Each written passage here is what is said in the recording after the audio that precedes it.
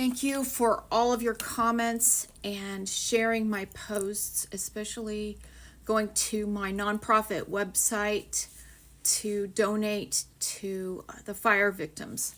This is for entertainment purposes only. I'm not a doctor, but I do know what it's like to be homeless and have nowhere to go, and be in trauma. And if you are a friend or you have a family member that has suddenly been displaced because of a tragedy, because of fires, because of domestic violence, here are some suggestions. Don't assume that the government is going to help them. The government has never and hopefully will someday help provide housing for those who suddenly are displaced by domestic violence or fires. Don't rely on that person who just lost everything or is running from a dangerous person to make proper decisions for their life. If you've ever been in shock, if you've ever been in horrible grief, you know that it's almost impossible for you to make good decisions. It's almost impossible for you to think logically during that time because you are just a mess. You can't even think about brushing your teeth or washing your face or anything like that. So be the hands and feet of those people. Don't just send them links to websites. Don't send them emails or texts to links for them to make phone calls, for them to do the research, because it is traumatizing. You already feel like you have lost everything and you just can't think. You actually really need to treat them as a child in the fact that they are incapacitated right now. So the first thing you do is, if you have a spare room or you have room in your house, take them in. Because the sooner you can take them in for a few months to have them get back on their feet and heal, they have that support near them. They have people helping them navigate things to where they can get back on their feet a lot sooner. The longer you're homeless, the more insane you get. The government you go to the doctor, and because you're depressed, and they give you a bunch of drugs. Well, that causes even more problems. So try to stay sober. Try to encourage that friend or family member to not resort to drugs or alcohol during this time. I know it can be extremely tempting, but that's not going to lead down a good road.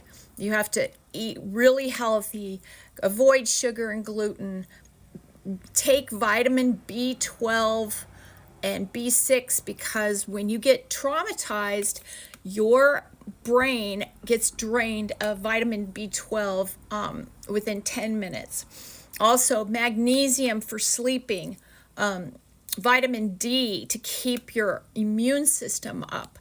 These things are super important to get that nutrition, get proper sleep, but to make sure that assuming that other people are going to help your friend or family member through government programs or through homeless shelters, don't assume that at all. It's not going to work. Homeless shelters, there's months-long, years-long waiting lists. And if you finally get in, 30 days. 30 days. And I don't know anyone, it's certainly not me, who could get back on my feet after losing everything in 30 days. Your brain is not even working in 30 days. So another thing about homeless shelters is they don't accept pets, most of them. So on top of being traumatized and not having a place to stay, you're having to consider giving up your pet. People don't seem to understand that they're having a choice between staying 30 days in a place and giving up their pet, or just not having a place to stay, which is ridiculous. I want to change that, because you want to be able to keep your furry family members near you during the most traumatic time. So the most important thing is friends and family members, take these people in right away. Do what you can, because you're preventing them from long-term mental health problems. You truly are. And being traumatized through the system. Don't assume a church is going to help you. I went to church my entire life, but when I had to leave from a dangerous situation, not one church helped me. Not one church helped me. There were lovely Christian people that came on their own to help me, but not one church wrote a check for me or gave me any kind of funding to get any kind of help. So don't assume churches are going to help either. So it's up to you to be the hands and feet of your friends or family members, and just treat them like they're a little child in a lot of ways, as far as they're going to be in shock. They're going to be traumatized. Now, if you are in if your friend or family member is in a dangerous situation and they're leaving a domestic violence situation, and that spouse or significant other knows you and knows where you live, that's a whole other story. Like I said, women's shelters are only 30 days too, so that's not an option.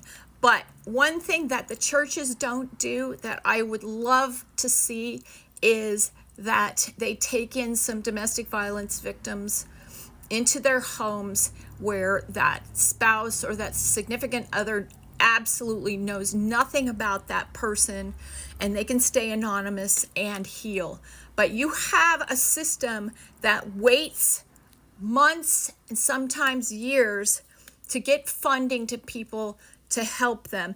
And like I said in my previous videos, if you become displaced because of domestic violence, because of a trauma or tragedy or a fire, there is not one bit of government help that they're going to give you unless you go through disability, which can take 3.5 years, and you have to claim mental illness or drug addiction. And that's absolutely ridiculous. That's why the system doesn't work, because by the time they go to help someone, they've been on the street for 3 years. And let me tell you, if you've been on the street for 3 years, you're nuts. You're nuts, because any normal person who's had a trauma, who can't navigate even brushing their teeth, and they get traumatized on the street, and they're given drugs and alcohol just to escape, their brains are going to be fried eventually.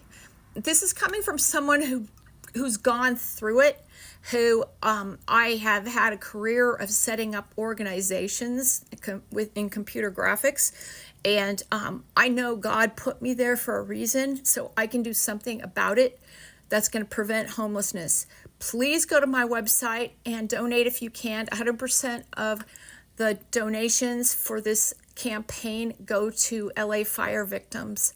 And please subscribe and share and tell others. And I hope this helps somehow.